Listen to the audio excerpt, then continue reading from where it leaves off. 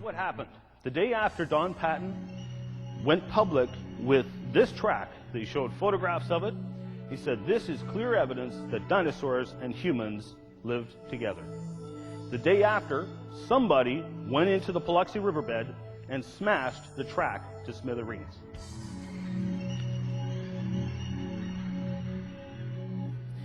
The Austin Chalk, which I talked about a couple of sessions ago, this is actually the area I visited. This is where Dr. Don Patton and Carl Baugh followed up trying to figure out where this track came from.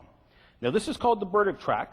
It was actually found in a store in another state, and when they brought it there, they asked a bunch of old-timers in Glenrose where this track came from. Some of them actually recognized it. They knew where it came from.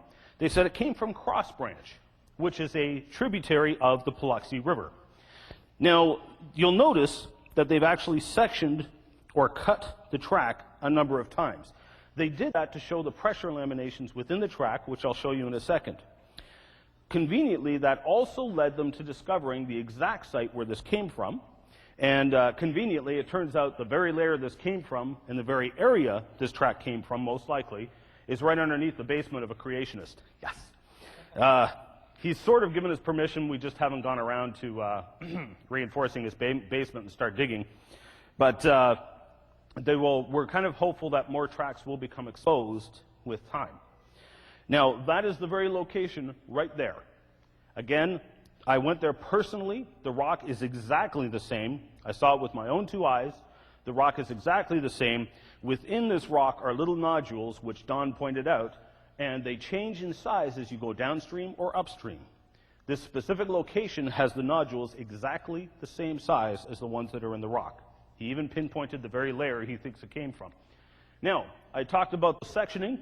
There's the photograph of the sectioning. This is across the heel, and clear as day, you can see the pressure lines that were caused when the person walked in the soft mud. Now, what's key to mention here, there was an article put out by Loma Linda University a number of years ago where they sectioned what is clearly the Caldwell track. Assuming that was the original Caldwell track and not a cast or a fabrication, they showed that there was no lamination. Actually, that doesn't rule it out, because there's actually been dinosaur tracks in the Paluxy where the river broke off the rock halfway across the dinosaur track. This is a genuine dinosaur track that nobody is questioning. But when you look at the cross-section, it doesn't have any pressure lines like that visible. So the lack of pressure lines does not rule it out as a genuine track. Nevertheless, pressure lines do definitely rule it in as a genuine track. So then an anti-creationist skeptic said, well, it must be a dinosaur track that somebody carved the toes onto. All right. So they sectioned the toes. Twice, to be sure. Clear as day, you can see the pressure lines caused by the toes in the mud. The big toe in particular, clear as day, you can actually see the pressure lines caused by the footprint as it squished into the mud before it turned into solid rock. Now, the fossil cat print, which again is just as damaging to the evolutionary model. Cats were not supposed to have evolved until 54 million years after the dinosaurs became extinct. Yet here's their footprints right alongside the dinosaur tracks. And again, sectioned, as you can see, in a number of different ways. And there you can see the pressure lines present from the fossil footprint. These are genuine fossil footprints among dinosaur footprints, and they should not be there. This is science's best explanation for dinosaur tracks and human tracks found together. If you go to the Paluxy River, the state park there, Dinosaur Valley State Park, on one of their posters there, they have this, as an attempt to explain away the human footprints that have been found among the dinosaur tracks for years. It makes no sense at all. Anyway, a good friend of mine, Stan Lutz, and I headed up to the Panhandle in Texas. We went up there to get a fossil buffalo skeleton for our good friend Joe Taylor.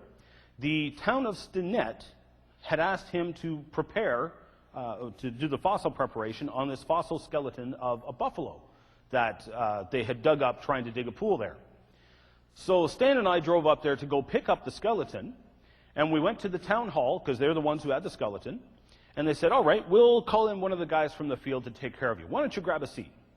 We turned around, and Stan's jaw hit the floor before mine did, because he saw it before I did. There inside a glass case in the middle of the town hall was this pristine fossil human footprint in Permian rock. This is now from before the time of the dinosaurs. Now, some have said, again, this was a carving. Nonsense. You can see that thin layer of crust that's been flaked away on the edges. It actually has fossil raindrop impressions in it. But that crust has flaked away. It is clearly not a carving. You'd see the marks from the carving in the rock underneath. And the carving would have to carve through that thin crustal layer. It makes no sense. We've since gone back and examined the site this track apparently came from. Unfortunately, the original site has been lost. We're still trying to track it down, pun intended. So I'll keep you posted on that. But Carl Baugh did manage to get the track from the owner for a while. He allowed him to have it, and they ran spiral CAT scan and x-rays on it. And as you can see, there is a pressure difference between the footprint itself and the surrounding rock. In other words, the track is genuine. It's not a carving. The rock has actually been compressed. That is a genuine fossil footprint in Permian rock from before the time of the dinosaurs. Now, in the article that will hopefully be coming out within the year, I am the lead author for a team of 6 co-authors. We are we'll be presenting an article on the Paluxy tracks and fossil human footprints as a whole later on this year, hopefully. And one of the things we're developing is a technique for photographing or mapping and documenting the fossil human footprints. I originally came up with the concept to photograph the spiral that I talked about in the Joggins plants, because many of the fossil plants at Joggins are way up in very high and very dangerous cliffs, and you just can't get to them. So how do you take a three-dimensional photograph of an object that you can't actually get to and a three-dimensional camera can't get to? So I came up with the idea of projecting a grid of light on the object and then taking a photograph on an angle.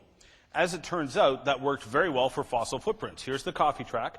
There's the left side of the foot. There's the big toe, the second toe, the third toe, the fourth toe, and the fifth toe.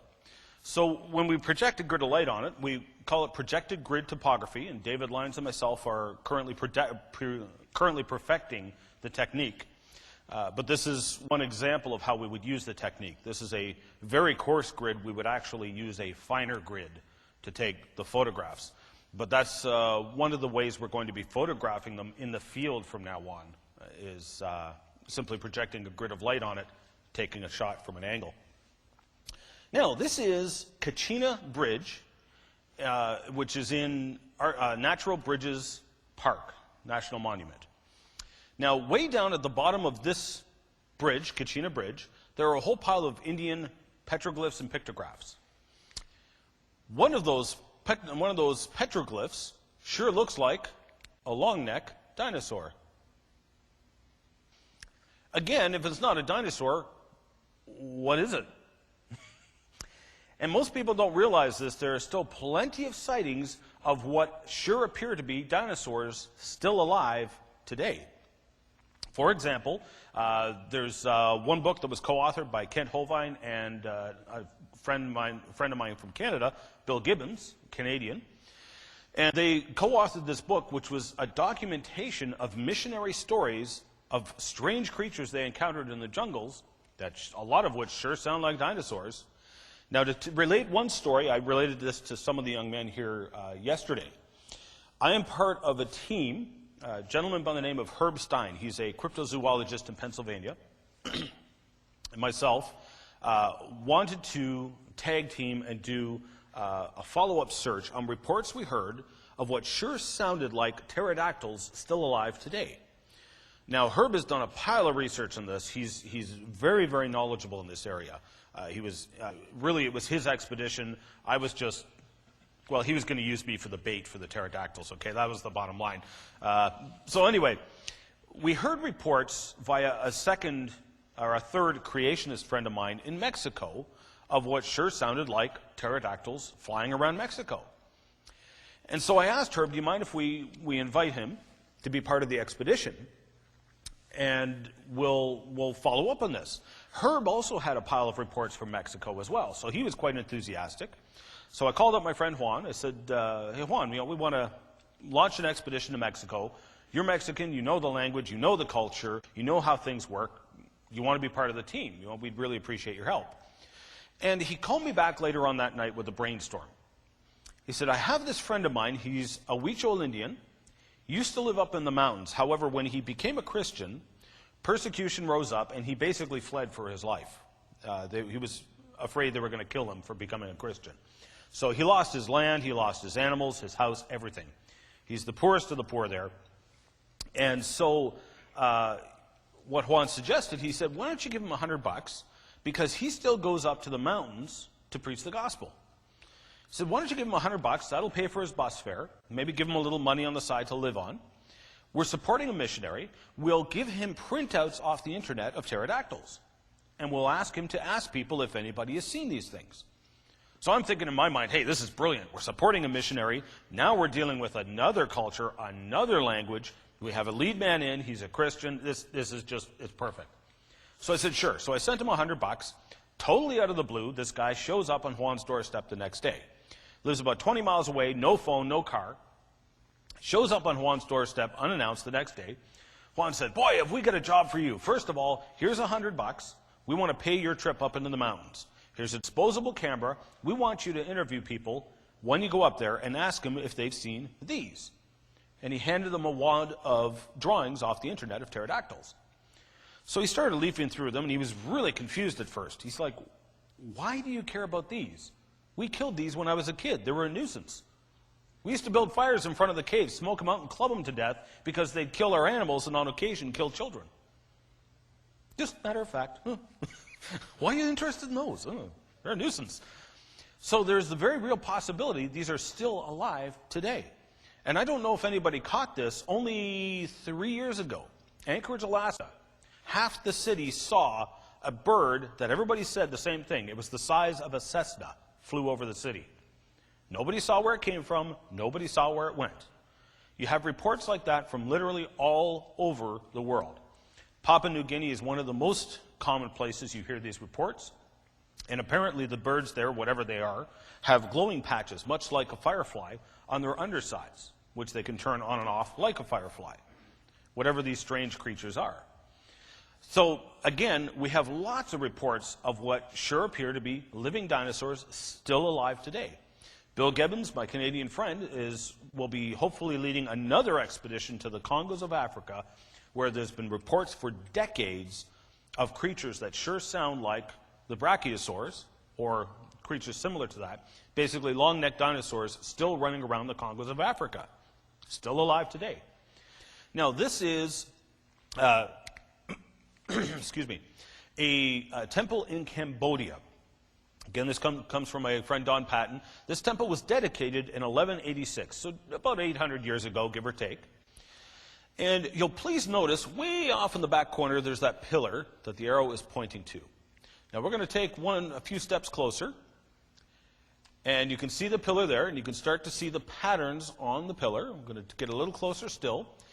You notice all the carvings have these animals carved in them as part of the temple. One of those carvings sure looks an awful lot like a stegosaurus. Again, only 800 years old. Now, we've only known about dinosaurs for the past 100 years. How did they know what a stegosaurus looked like? Simple. They saw them.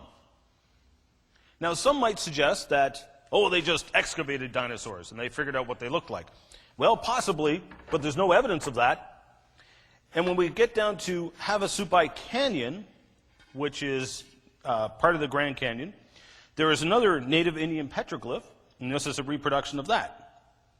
Again, when you take tours there, they'll give you all kinds of other explanations saying it is not a long-necked dinosaur. Yet you show this to most children, they clue in right away. They know exactly what it is. It's a long-necked dinosaur that they've done a petroglyph of. So how did they know what dinosaurs looked like when we've only known about them for about 150 years? Incidentally, the term dinosaur was actually invented by a creationist. The gentleman who started the British Museum of Natural History was actually a creationist, and downstairs in the basement of the British Museum of Natural History, there is still dinosaur bones, still in their plaster jacket with, get this, dragon bones written on the plaster jacket. Why?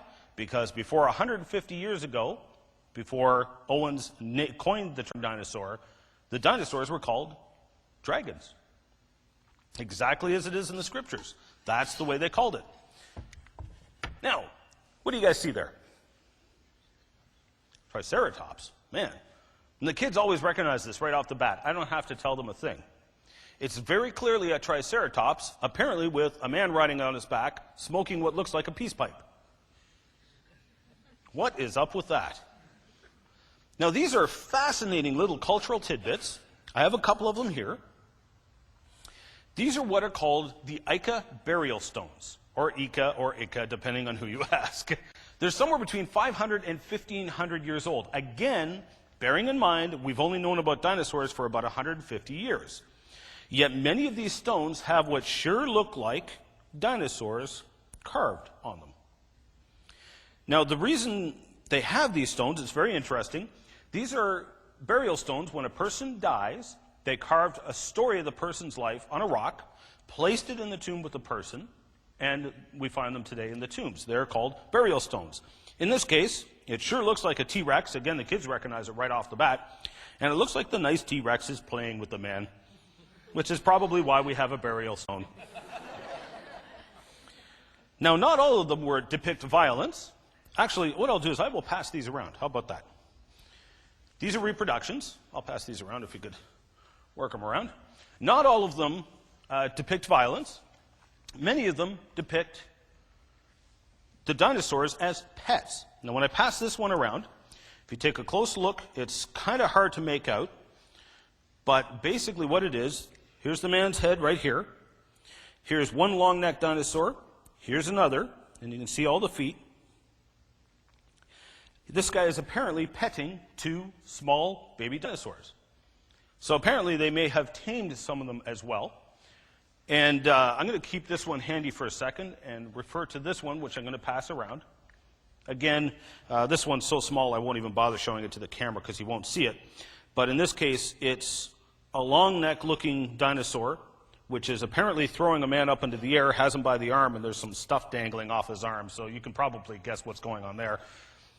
But I'll pass that one around as well so you can see it.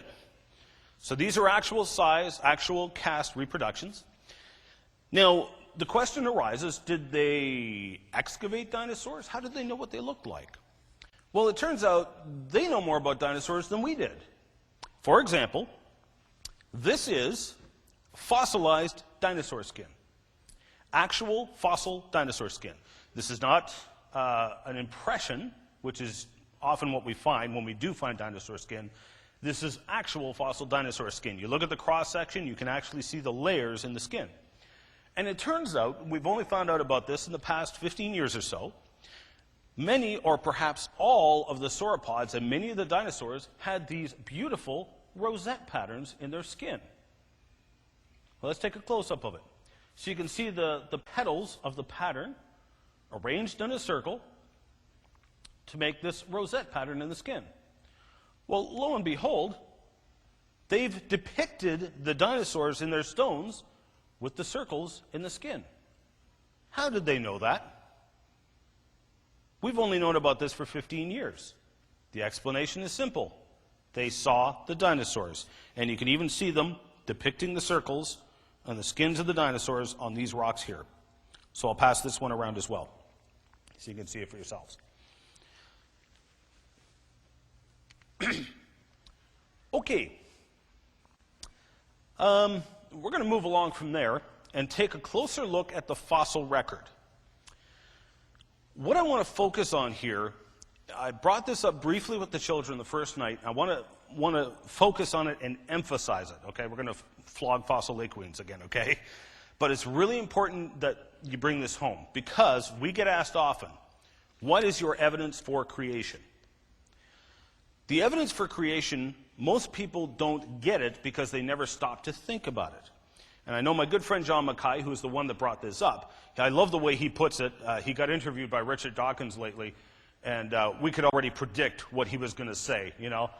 John has a way with words and a way of getting his word in, whether you want him to or not. And Richard Dawkins could probably ask him some question like, what do you do with all the evidence for evolution there, Mr. Mackay? And we can already predict what John would say. Well, that's a good question, Richard. But before I answer that question, I'd like to ask you a question. If creation were true, what would the evidence be? After all, how do you know that the evidence you're looking at is actually evidence for evolution and not evidence for creation, if you don't even know what the evidence for creation would be? You can pretty much predict what he's going to say. But as John Mackay pointed it out, 10 times in the first chapter of Genesis alone, it says God created things to reproduce after their kind. So things were created in their original form, reproduced after their kind faithfully over the centuries and centuries and thousands of years. Evolution says things change over time. This is key. We now have another method to check to see which model scientifically is correct. Now, let's take a look in the fossil record. I touched on this the other day. What is that? Fossil dragonfly. How do we know? As it looks like one. It is exactly like modern dragonflies. Dragonflies have faithfully reproduced after their kind. That fossil was supposed to be 100 million years old. Nothing has changed. Horseshoe crabs have evolved into horseshoe crabs. Nothing has changed. Shrimp have evolved into shrimp. Nothing has changed. Palms have turned into palms. Nothing has changed. This is known as stasis in the fossil record. It absolutely refutes evolution and is excellent, profound evidence for creation. Now, the coelacanth, I mentioned this earlier in the last session. How many people have heard of the coelacanth? Okay, a few. Okay. Very famous fish. Supposedly, the last fossil found on the fossil record was 70 million years old. In other words, it was absent from the last 70 million years of supposed geologic time. It was not preserved. Well-known fossil. The reason it was famous is because the evolutionists loved it. The fossil, the group that it comes from, the family, have these large bony fins. And their hope was that these large bony fins was an attempt to evolve fins that was strong enough to walk on land. Because if you recall, according to evolutionary beliefs, the evolutionary faith, fish walked up on land as part of their evolutionary progression. And so the coelacanth was known from the fossil record. They hoped and believed that this was an example of a fish that was either already walking on land or getting ready to walk on land. That was why it was so well known and so famous. Extinct for 70 million years until in the 1950s, they found one still alive. In fact, they've since found a whole schools of them still alive.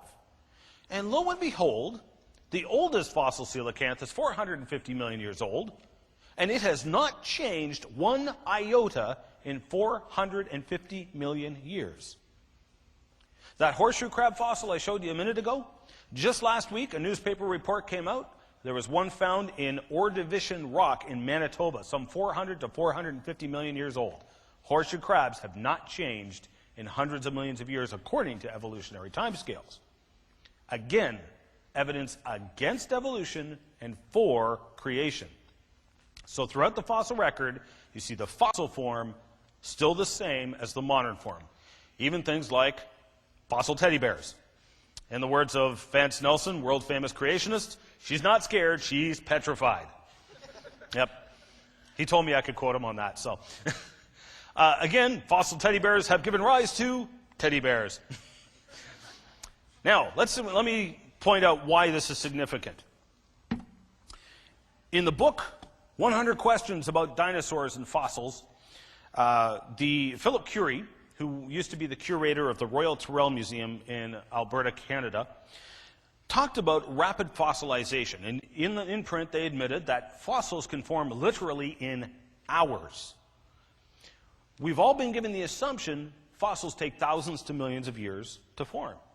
Now, this is my nice teddy bear, and it's nice and soft and cuddly, isn't it? It's not? What's wrong with it? It's like a rock. It is solid rock, in fact. Well, not completely solid. Now, the interesting thing here, the bear is still there. So are the dinosaur bones. Now, I've got an actual dinosaur bone. I'll pass this around. First thing I want you to notice is how difficult it is to spot actual fossil bone.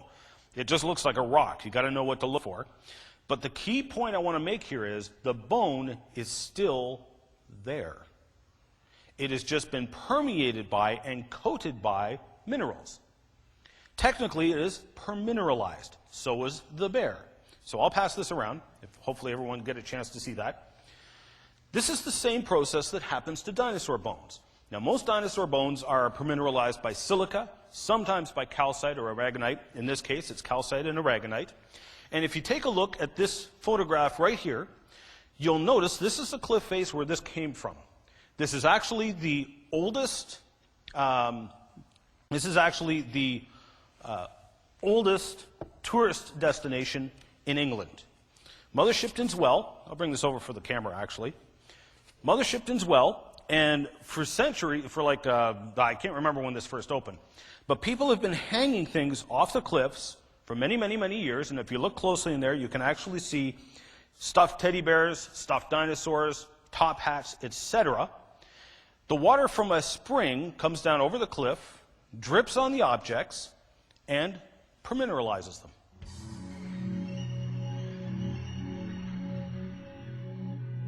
Evolutionists will claim that it first appeared here because that's the oldest fossil we have. It had not evolved yet.